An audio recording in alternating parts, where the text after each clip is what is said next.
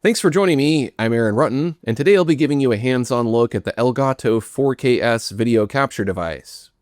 Since I've been using the Cam Link 4K to connect my mirrorless camera to my computer for recording and live streaming, I wanted to see if this new hardware is worth the switch. This is not a sponsored video. I purchased these devices with my own money. As always, all opinions in this video are my own.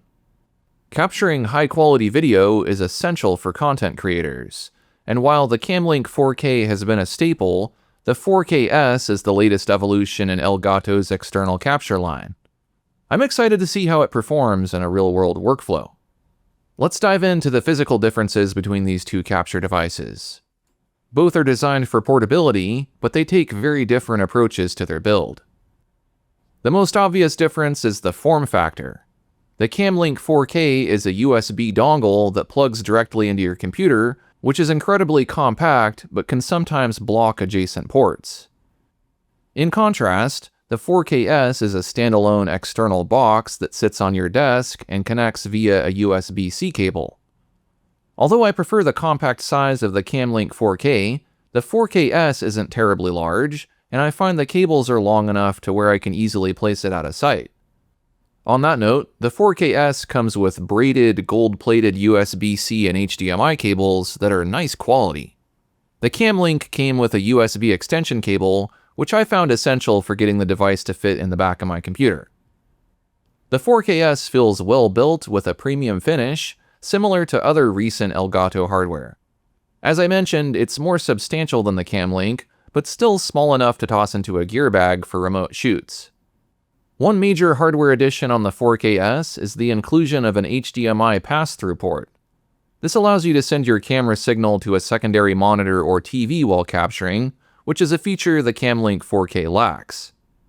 This is not a feature I require, but it could come in handy if you prefer to preview your camera capture on a larger dedicated display rather than through software like XSplit or OBS Studio.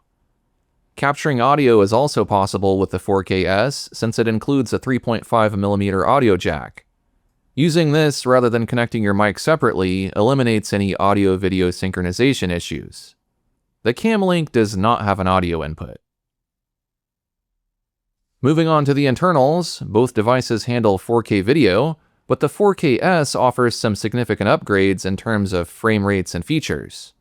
While the second generation of the Cam Link 4K says it can handle up to 4K at 60 FPS, I was never able to reach that on my computer. This is very disappointing because I have a very powerful computer which should easily be able to handle 4K at 60p.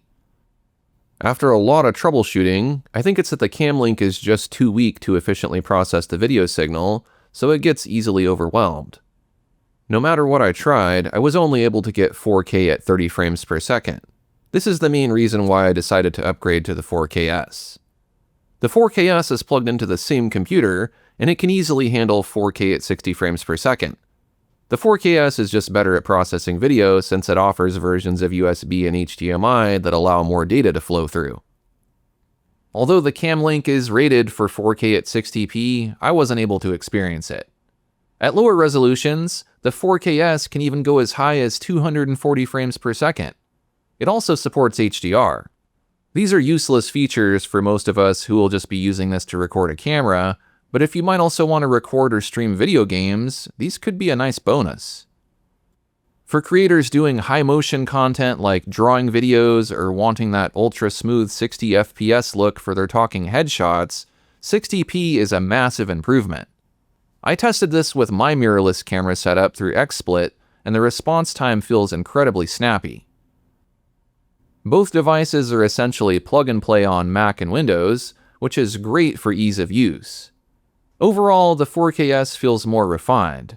I plugged it in and right out of the box it worked in XSplit.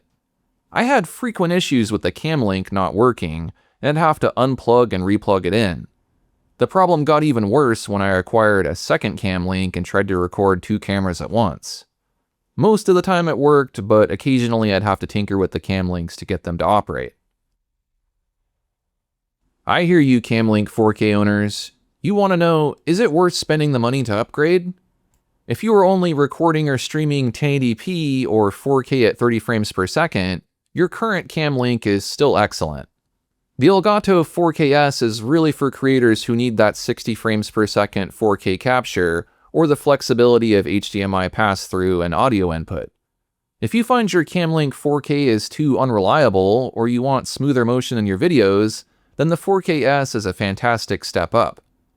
Considering the Cam Link 4K is around $99, and the 4K is $159.99, I'd say the price is pretty reasonable if you just want to reliably capture 4K and 60p. In conclusion, the Elgato 4K is a powerful, low-profile capture solution that brings professional-grade specs to a desk-friendly format. It's an excellent way to level up your video content. If you're interested in picking one up, I'll leave links in the description. I might earn a commission if you use them, but it doesn't cost you anything extra. That's all for this comparison. I hope you found this breakdown helpful. If you did, be sure to like the video and subscribe for more tech reviews for creators. Thanks for watching, and I'll see you next time.